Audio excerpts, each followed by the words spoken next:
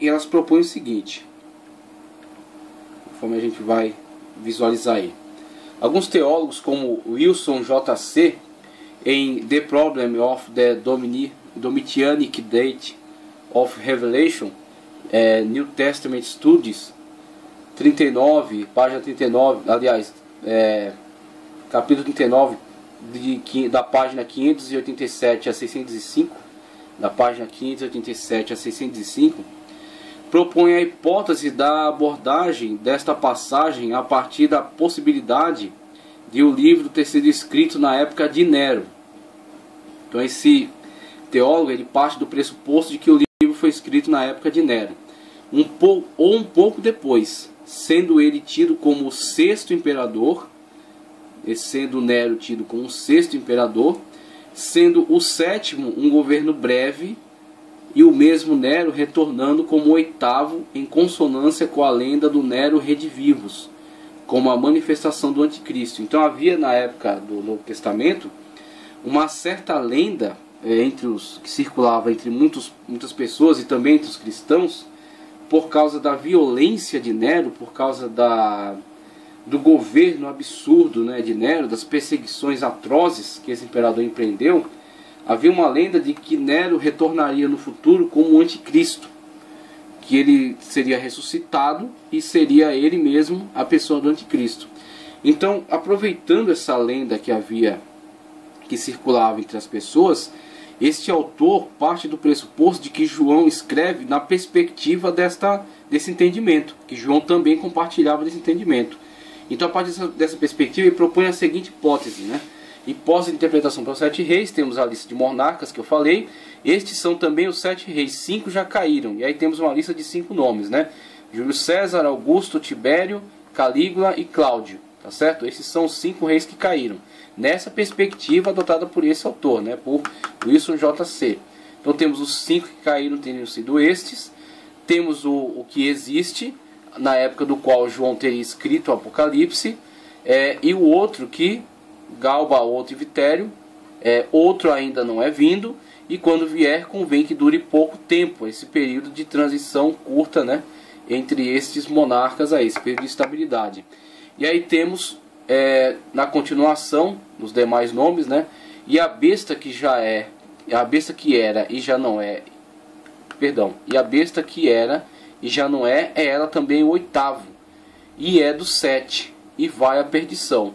E aí temos a linha de continuidade e a besta sendo o oitavo, ou seja, aquele que virá no período escatológico após essa linha de continuidade. Ela vem numa linha de sucessão, mas não necessariamente ela vem naquela época, conforme está sendo abordada pelo autor. Ele está numa linha de continuidade, mas ele vem para o tempo escatológico. Ele vem naquela mesma linha de sucessão, mas ele está para o tempo futuro. Tá, ok? Então essa é uma das teses de interpretação acerca dessa lista de reis apresentada lá por João em Apocalipse. E a outra que queremos apresentar, conforme a gente quer mostrar aqui,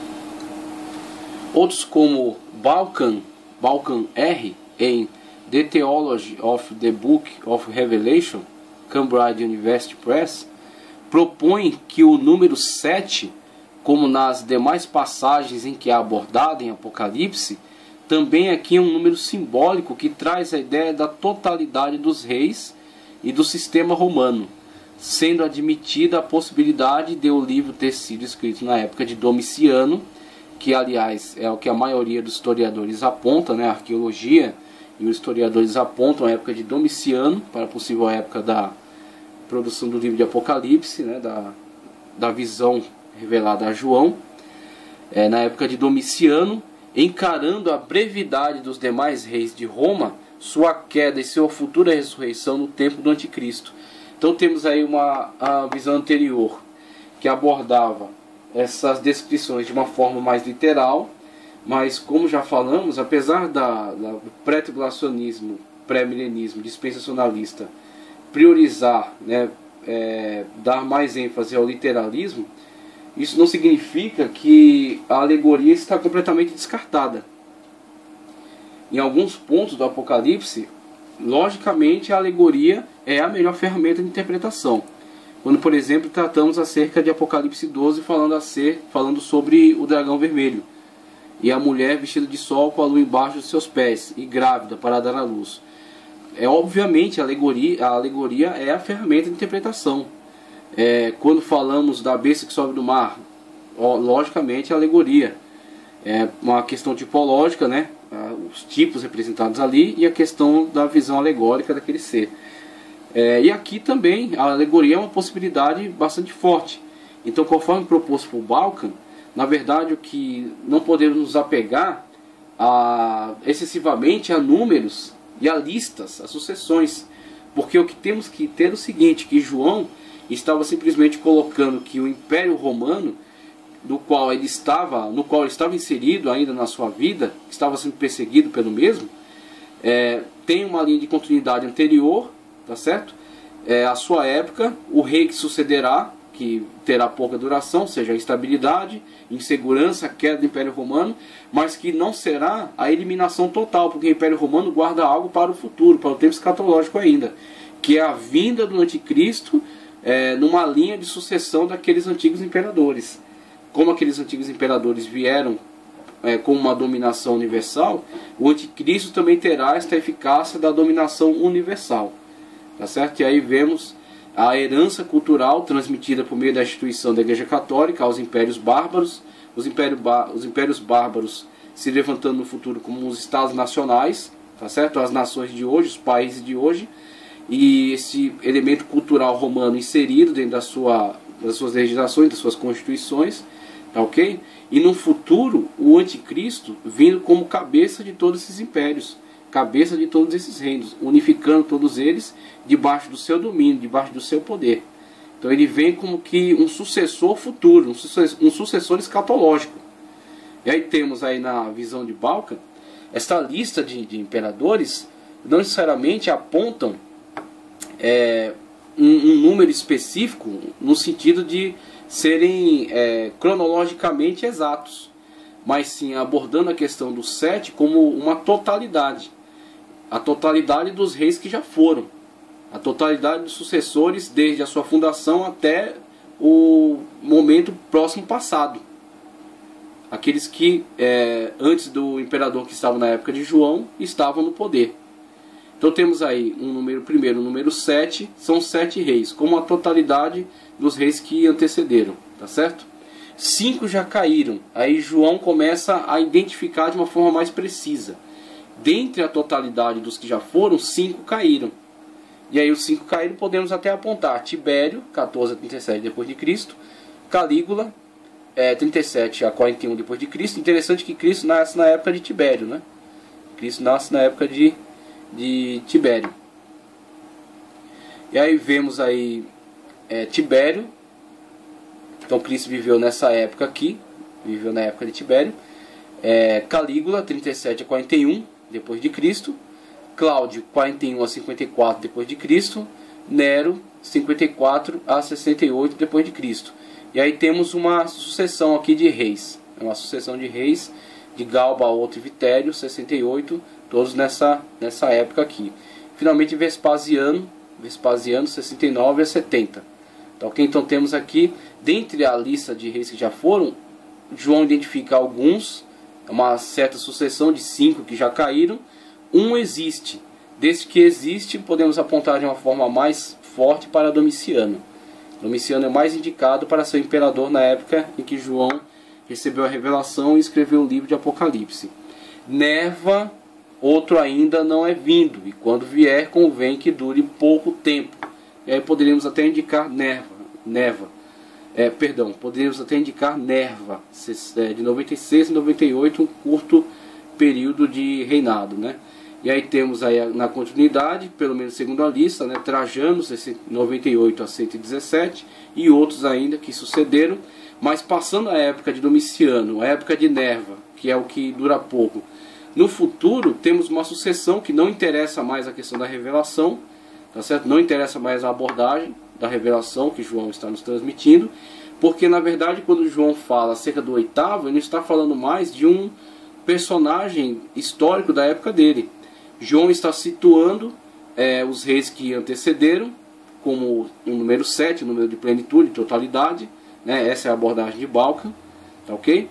Está abordando 5 como uma especificação dentro dessa abordagem mais ampla. Dentre os 7, dentre a totalidade dos que já foram, 5 caíram. Um existe, e podemos apontar com o Domiciano. O outro vem, mas dura pouco. E o oitavo, quando ele se volta para o oitavo, já é a questão da abordagem do falso cume. A abordagem do cume menor, que se realiza na época dele, mas que aponta para um cume maior, que deverá ser alcançado somente na época futura, na época escatológica. E este oitavo é exatamente a besta, tá certo? Que é do 7 e vai à perdição. A besta que era e já não é, ela também é o oitavo e é do 7 e vai à perdição. A besta, linha de continuidade daqueles impérios, poder mundial, imposição, sistema de governo, como Roma teve, tá certo? Imposição das suas leis e o curto período de duração, indo ela à destruição final, que é a destruição apontada no período de Apocalipse, tá ok? Então essas são umas possibilidades aí para a interpretação da profecia de João acerca dos reis de Roma, sua colocação contemporânea e seu espaço, né, para cumprimento, realização total no tempo escatológico. Dando sequência, vemos aí: por que o anticristo é retratado por essa mistura de animais? E qual o significado de cada animal ali retratado? A visão que João teve acerca do anticristo, retratando como uma besta de características peculiares, é na verdade o cumprimento da visão que o profeta Daniel teve há séculos atrás, e que agora tem parte de seu cumprimento se realizando diante do apóstolo. A parte sendo dirigida para o futuro. Parte se cumpre diante do apóstolo na sua época contemporânea, e parte é deixado como realização para o futuro, para o tempo escatológico. Então João, Apocalipse 13:2, em João é apenas um animal, que tem corpo de leopardo, patas de urso e boca de leão. Na verdade, o conjunto desses 3 animais forma o 4º animal visto por Daniel, e que ele chama de terrível. E em Daniel 7, de 1 ao 8, você viu, Daniel viu os 4 animais separadamente. Primeiro o leão, que era alado, mas perde as asas. Depois o urso com 3 costelas na boca, a quem é dito que devore muita carne. O leopardo com 4 cabeças e 4 asas. E por último o animal que ele chama de terrível, e que tem dentes de ferro, 10 pontas, e dentre as quais levanta-se a ponta pequena. Tá ok? Então vemos aí essa característica da fusão desses animais, desses seres. E também a característica, já foi apontada a questão das 7 cabeças, e tem ainda a questão dos 10 chifres, tá certo? Na verdade, o que João vê é a evolução da mesma visão de Daniel. Cada característica de animal simboliza um império que é vencido e sucedido por outro. Daniel os vê separados, pois a profecia ainda não estava cumprida. Ele vivia no tempo em que era retratado pelo urso. João os vê mesclados numa mesma besta, pois profeticamente ele vê a consumação da profecia com todos esses reinos sendo incorporados, né? Ele vê, inclusive, ele aponta para o futuro, para o nosso futuro, inclusive, né? Com o 8º rei que ainda virá, incorporados num só personagem, que é a encarnação suprema de todos esses governos ímpios e seu Deus. Deus minúsculo, porque o Deus deles é Satanás, o Deus deles é o diabo. Primeiramente o leão alado, este é Babilônia, que na besta do mar figura, que a besta que sobe do mar, figura somente como a boca, que prossegue em blasfêmias como a antiga Babel, que prossegue, né, no pronunciamento de blasfêmias contra Deus, como a antiga Babel. E aí temos o urso, é a Medo-Pérsia, contemporânea de Daniel, os reis medo-persas, né, inclusive depois vai ter a libertação do cativeiro através de um decreto assinado por Artaxerxes, um rei dessa conjuntura medo-persa, tá? Contemporâneo de Daniel, que devorou as 3 nações. Temos aí essa proposta de serem as nações Lídia, Babilônia e Egito. É possível que fossem essas nações da época, Lídia, Babilônia e Egito, tá ok? Então o cativeiro começou nesta época. na época de Daniel, na época do urso, né, tipificada pelo urso, Medo-Persa, Daniel teve as visões, ok? E na continuidade, Daniel fala acerca desses outros seres que ainda virão. O leopardo é a Grécia, de Alexandre. 4 asas em referência à velocidade em que conquistou o mundo, e 4 cabeças, pois seu império se rachou em 4, foi dividido por 4 generais após a morte dele. Cassandro, Lisímaco, Ptolomeu e Seleuco, tá, ok? 4 generais que dividiram o Império Macedônico depois da morte de Alexandre. A besta terrível com dentes de ferro e 10 pontas é Roma. A ponta pequena é mais uma referência ao anticristo, que é o consumador deste sistema ímpio, tá certo? O quarto animal, animal terrível, é também a concatenação de todos esses seres naquele ser visto por João, que emerge do mar. Aí temos a plataforma do governo do anticristo. A questão da plataforma do governo do anticristo, deixa eu só visualizar, pronto. A plataforma do governo do anticristo.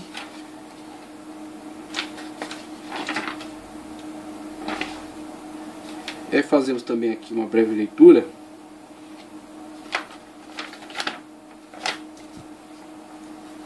Ok. Logo a gente vai fazer uma leitura aqui. Primeiramente vamos ver aqui a proposta aqui do slide. A plataforma do governo do anticristo. O anticristo usará todos os artifícios, quer naturais, quer sobrenaturais, visando na sua plataforma de governo. Promoção da mentira. O anticristo ainda não é manifestado, todavia os anticristos já estão presentes em nosso meio.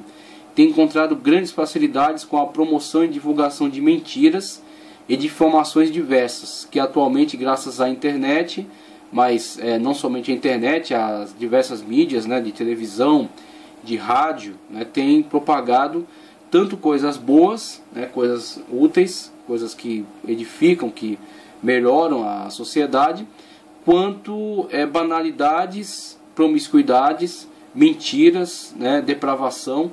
Tem sido um veículo usado tanto para questões boas, né, questões que vêm a trazer evolução, como questões que vêm a trazer degradação. Então essa plataforma ela tem sido usada de uma forma ambígua, mas em alguns setores tem sido completamente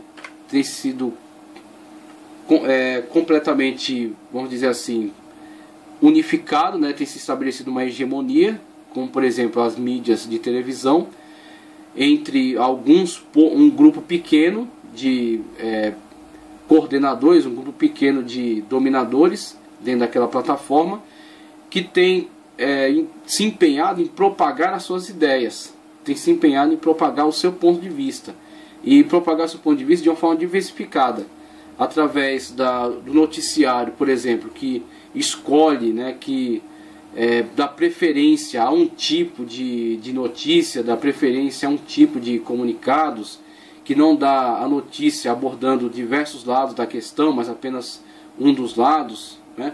Então temos aí a questão das mídias, principalmente da mídia de televisão, sendo governada por um grupo pequeno. E aí temos as mídias da internet, que são mais amplas, têm mais espaço, inclusive dão mais oportunidade à manifestação de lados contraditórios, né? Então tem sido mais democrática, mas que não sabemos até quando pode durar. Ainda tem havido espaço para a propagação de ideias de uma forma livre. Por exemplo, o vídeo que estou gravando eu posso colocar na internet tranquilamente, mas não sabemos também até quando teremos essa liberdade. Talvez, num futuro breve, haverá cerceamento aí de oportunidade para divulgação, para propagação de ideias na internet. Então, por enquanto, tem sido uma ferramenta ampla de divulgação tanto daquilo que é bom quanto daquilo que é ruim. Infelizmente, por causa da própria condição humana, aquilo que é ruim tem tido um efeito talvez mais forte, né? Tem atraído mais. Mas enquanto ainda temos espaço, temos que utilizá-lo. A promoção do pecado. O que é o pecado? O pecado é atentado contra Deus, contra a sua lei. Então, quando falamos da promoção do pecado, falamos de políticas, tá certo? Ações políticas, governos, ações governamentais que interferem na questão religiosa, na questão bíblica, na questão da fé, tá certo? E que tem tentado impor um comportamento, impor uma determinada ideologia que atente contra a lei de Deus e que leve uma grande massa a estar em ação de pecado contra Deus e oprimam, né, e coajam aqueles grupos que são fiéis à palavra de Deus, os coloquem numa situação de contradição em relação ao Estado. De tal forma que para viverem a sua fé tem que estar em contradição com a imposição de alguns pequenos grupos que estão à frente, encabeçando, liderando o Estado. Então é esse que é o problema. O problema não é esses grupos existirem por si mesmos. O problema é a imposição e a interferência desses grupos na questão da liberdade de exercer a sua fé e viver a sua fé. Tá ok? Somente um crente verdadeiramente morto, como Sardes, ou indiferente, como Laodiceia, não perceberiam que a igreja está na iminência da próxima e talvez a última grande perseguição, que tem como pontos-chave os problemas das novas políticas de desestabilização social. E aí temos as ideologias revolucionárias, as ideologias anárquicas, tá certo? A entrada na nossa sociedade de ideologias da nova era, tá certo? A questão da nova era, uma nova forma de religião, uma religião maleável, uma religião adaptável, uma religião sincrética, tá certo? Sem nenhuma definição específica, e uma religião que venha tentar impor essa visão de mundo, onde não existe uma verdade absoluta, não existe uma verdade universal. E a partir desse momento que não existe uma verdade universal, absoluta, tudo é relativo. A partir dessa relativização da verdade, essa relativização da religião, da fé, temos aí então uma forma de coerção sobre esses grupos que entendem ser, por exemplo, a Bíblia uma verdade definitiva. A Bíblia, a revelação divina. Quando Cristo fala que Ele é a verdade, por exemplo, né, e entendemos isso como uma verdade absoluta, o que é contraditado por grupos que entendem que as coisas têm que ser encaradas a partir de um relativismo total. Então, tudo é relativo. Essa verdade é a sua verdade, mas não é a minha verdade. Então, logo, isso acaba aqui por ser imposto através de personagens no governo, partidos políticos que têm ganho poder e têm imposto essa forma de visão através de material escolar, através de programas de televisão, através de programas educacionais, tá sendo através de políticas de Estado. Então esse é o problema que tem se levantado e tem combatido contra a fé. Mesmo que aqui ainda não tenha tido levante armado contra a igreja, tem havido um levante ideológico muito forte, muito pesado. Inclusive uma tentativa de doutrinação das crianças nas instituições escolares. Uma atitude revolucionária. Aí tem a questão comunista, que é alimentada pelo ateísmo desde a sua essência, né? Alimentada pelo ateísmo de Karl Marx, por exemplo, de Engels, tá ok? Então, alimentada pelo ateísmo desses dois personagens, fundaram uma sociedade que é baseada nesse tipo de ciência ateia, que não podemos dizer que eles têm a prerrogativa de serem eles os cientistas de fato, porque existem uma gama de cientistas que não negam a veracidade da divindade, tá certo? Tanto Deus, conforme a tradição judaico-cristã, como outros deuses, né? Outras religiões que professam a sua crença na inteligência condutora de todo o processo de criação, que professam sua crença em Deus, tá certo? Mas que são contrariados, são combatidos por essa visão materialista. Inclusive tem o Tratado de Materialismo Histórico de Karl Marx, reinterpretando toda a história da humanidade a partir dessa perspectiva, essa perspectiva anti-sobrenatural, essa perspectiva anti-Deus, tá ok? E os partidos que têm subido ao poder têm procurado colocar a sua política de uma forma disfarçada, mas atuante. Então eles não se voltam de uma forma declarada, pelo menos os mais moderados que estão à frente do poder, não se manifestam de uma forma declarada contra Deus, por causa da massa populacional que é a favor, tá ok? Que tem religiosidade ainda, que tem crença em Deus. Então eles disfarçam o seu discurso, não colocam isso de forma clara, mas por baixo do pano vão empreendendo uma forma de educação, uma forma de política de Estado que vai alimentando as gerações com essa ideia. E temos uma geração atual que em relação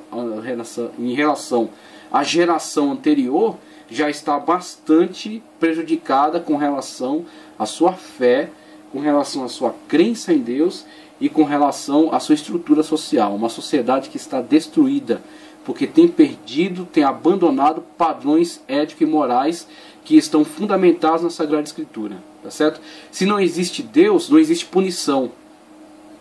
Deus existe, eu sei, você sabe que Ele existe, tá ok? Nós cremos em Deus e nós sabemos que o Senhor é misericordioso, o Senhor é amoroso, mas o Senhor também é justo e que o Senhor vai trazer punição sobre aqueles que atentarem contra a sua lei, aqueles que estiverem em atitude de rebelião contra Ele, em atitude de pecado, tá certo? Com relação ao adultério, com relação à promiscuidade, com relação ao roubo, ao assassinato, à morte, tudo aquilo que tem se propagado pela sociedade, destruído, desestabilizado o mundo, tá ok? Atitudes essas que são tomadas dentro de uma sociedade que abandonou completamente o seu referencial.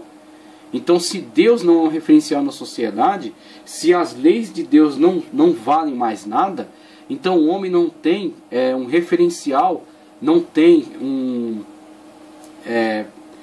uma motivação para viver esse tipo de referencial moral e ético e para controlar a si mesmo, para regrar-se, né? Comportar-se de uma forma regrada. Por que respeitar o próximo se na verdade não existe meu próximo? Na verdade o que existe é uma evolução natural, uma evolução randômica, né? Não orientada, não existe uma inteligência por trás das coisas, não há propósito para a minha vida, como diz o existencialismo, tá ok? Então o que existe é uma guerra, né? Uma disputa entre as espécies, a luta de classe, que era antes a luta das espécies, tá certo? Essa luta entre as espécies vai dizer quem vai ser o continuador, e o continuador será aquele que se sobreporá aos demais, que se impõe aos demais, os extinguindo até.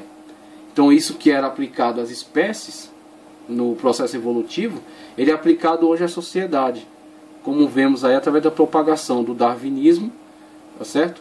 A proposta de Francis Galton, primo de Darwin, que aplica aí sobre a sociedade, e a tentativa nazista, que colocou isso para funcionar num plano político maior, a tentativa de extinção dos judeus, alimentado por esse tipo de ideologia, e isso sendo propagado hoje de uma forma sutil, de uma forma disfarçada, mas continua vivo.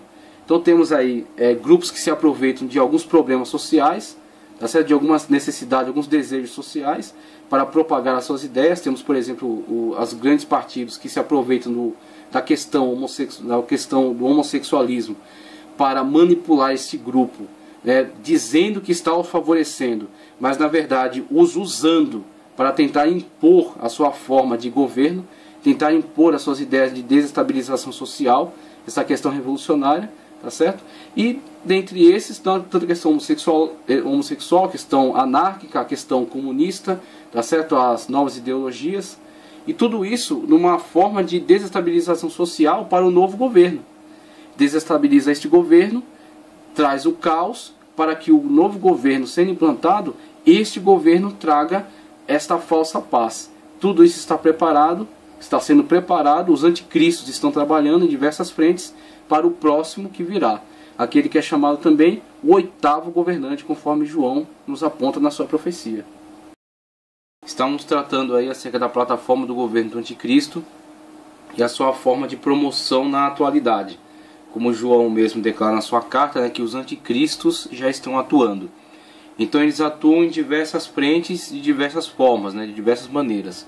Através das melhoria dos mecanismos, né, as ferramentas de comunicação, que tem alcançado um nível muito alto hoje, servindo de forma ambígua, tanto para questões, para promoção de coisas boas, quanto para a promoção de mentira e de engano. Tá certo? Para a promoção de ideias que trazem desestabilização à sociedade.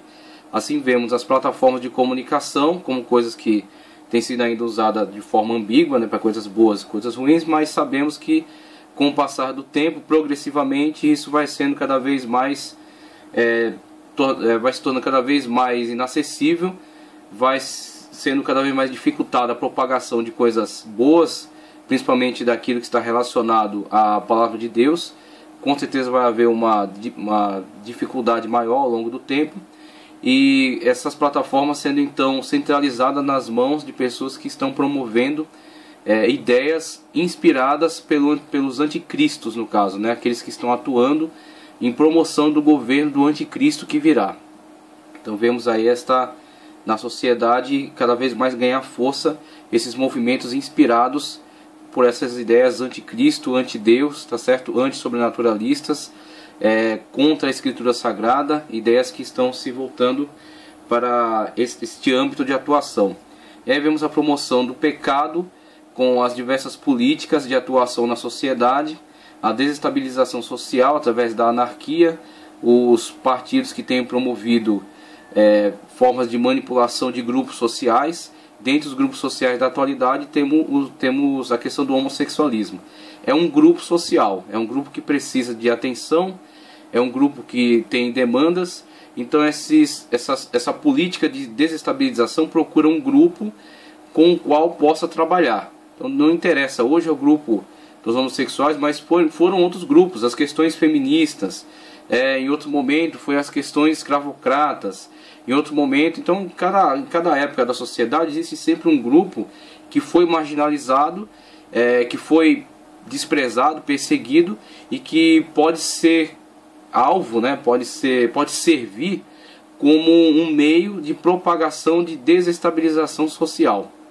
Então hoje, na atualidade, foi eleito esse grupo. E aí temos a questão do socialismo, principalmente por causa do seu viés, da sua matriz ateia, essa questão ateísta promovida através do comunismo, né, do socialismo, e como ele vem contra, né, vem em oposição ferrenha, em oposição forte àquilo que chamam de tradição judaico-cristã, aquela cultura que foi construída a partir de todo o subsídio bíblico desde o Antigo Testamento e ratificada aí no Novo Testamento, englobando agora não somente a nação judaica em particular, mas toda a igreja, e a igreja se constitui de todas as pessoas que aceitam a Cristo Jesus, tornando-se então cristãos. Então os cristãos não têm origem, etnia, raça, língua, cor específica, são todas pessoas que aceitam a Cristo e tornam-se herdeiras dessa tradição, que na verdade é uma tradição universal. De forma alguma uma tradição particular de um povo, mas uma tradição universal, é a revelação de Deus para a humanidade. Então temos aí esta linha político-filosófica, mas também religiosa. Por mais que eles reneguem esta questão religiosa, eles tornam os seus pressupostos filosóficos na sua própria religião. Então é como que uma religião que atenta contra esta religião professada por essa tradição judaico-cristã. E temos esta linha de atuação, e através das religiões promovidas aí pelo movimento Nova Era, né, que trazem uma confusão de credos, né, um sincretismo, e trazem aí um relativismo com relação às ideias, no sentido de não haver uma verdade absoluta, não haver uma ideia final.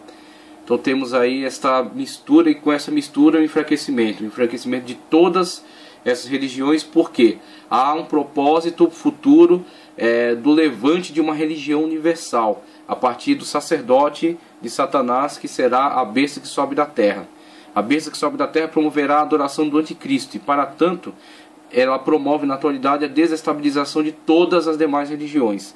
Todas elas são simplesmente manifestações pessoais, de acordo com o gosto, com a situação, com a época, com o momento, não tendo elas características de verdade absoluta e não sendo necessário ser transmitidas a toda a humanidade. Como diz o Evangelho, ide por todo mundo e pregar o Evangelho a toda criatura. Com relação a esse tipo de religião, com esse tipo de filosofia religiosa, não há necessidade disso, porque a verdade está em todos os lugares, todos os caminhos conduzem a Deus, então não há necessidade de haver uma verdade absoluta. E é exatamente esse tipo de pregação que os anticristos têm promovido, no sentido de desestabilizar todas as religiões, para que no momento oportuno surja o sacerdote que irá unificá-las em torno da adoração da pessoa do anticristo. E aí vimos o Yin Wong, esse símbolo aí que é bastante característico dessa nova filosofia, onde diz que em todo bem há um pouco de mal, e em todo mal há um pouco de bem. E aí temos a fundamentação do relativismo, né? Tudo é relativo. Nada é absoluto, inclusive Deus também não é absoluto. Então, com esse tipo de conceito, vemos aí a promoção dessa religião que está sendo apregoada pelos anticristos ao longo de séculos em todos os lugares do mundo.